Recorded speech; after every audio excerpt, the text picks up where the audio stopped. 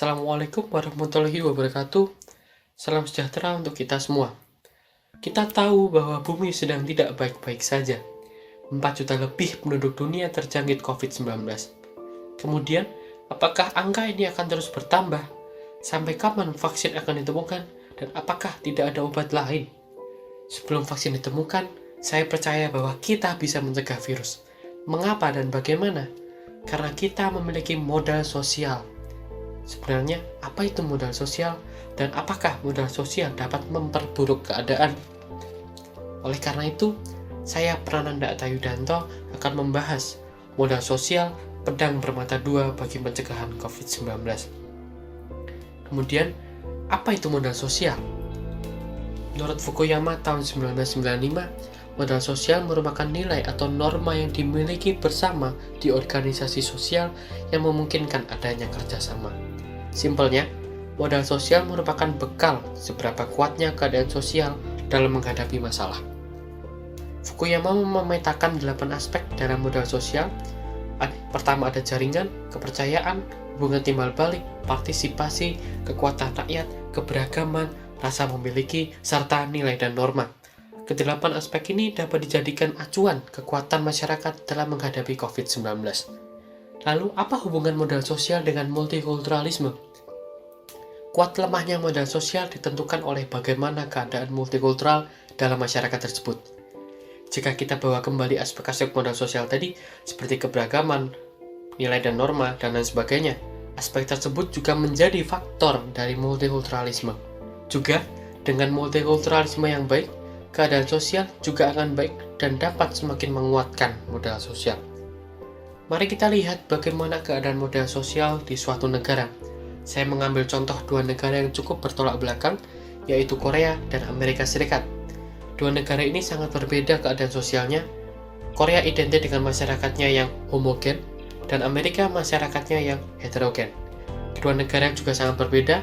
Korea terkenal dengan negaranya yang semi-otoriter, bahkan masih menerapkan wajib militer, dan Amerika, negara yang liberalnya jangan ditanya lagi, terkenal dengan Land of Freedom.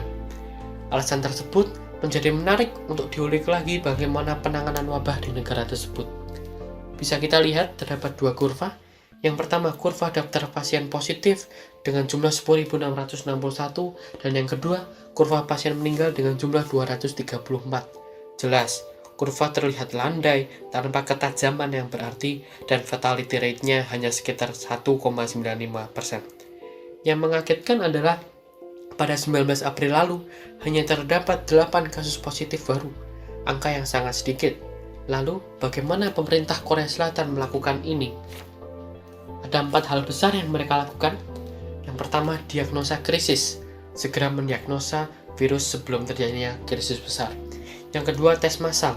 Korea Selatan merupakan negara dengan jumlah tes tertinggi, kurang lebih 300.000 tes atau 40 kalinya daripada Amerika Serikat. Yang ketiga, contact tracing, segera melacak orang dalam pemantauan, mengisolasi pasien dalam pemantauan, dan menangani pasien positif yang kritis. Yang keempat, membuat daftar kebutuhan. Tidak lupa mereka selalu melakukan transparansi data. Hal tersebut juga penting. Dengan 4 hal ini, mayoritas masyarakat menerima kinerja pemerintah, menjadikan tingkat kepercayaan yang tinggi, dan kepanikan pun tidak terjadi. Korea Selatan memiliki masyarakat yang homogen, kebudayaannya sama, nenek moyangnya sama, kebiasaannya sama, dan kesamaan lainnya. Keseragaman ini membuat pemerintah akan mudah mengontrol rakyatnya. Dengan pendekatan yang sama, semua lapisan masyarakat dapat terhandle. Korea yang notabene negara khas Asia Timur memiliki rasa patuh yang tinggi terhadap pemimpinnya. Hal ini juga memudahkan dalam pengontrolan. Rakyat tetap tenang dan pemerintahnya bekerja keras berinovasi. Mereka benar-benar belajar dari kasus MERS. Kemudian kita bandingkan dengan Amerika Serikat. Kurva pasien positif di Amerika Serikat tampak tajam. Bahkan pada 18 April lalu, lonjakan kasus sebesar 32.500 dalam 1 hari. Bagaimana hal ini bisa terjadi pada negara Amerika Serikat yang notabene penelitian kesehatannya sangat mumpuni di sana?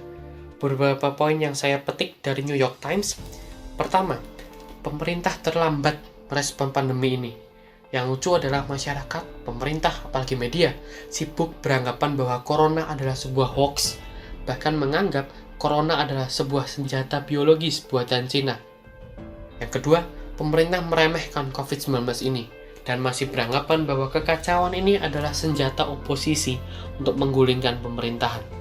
Yang ketiga, warga besar-besaran menolak lockdown karena merasa hak bepergian dan hak hidupnya dirampas oleh pemerintah.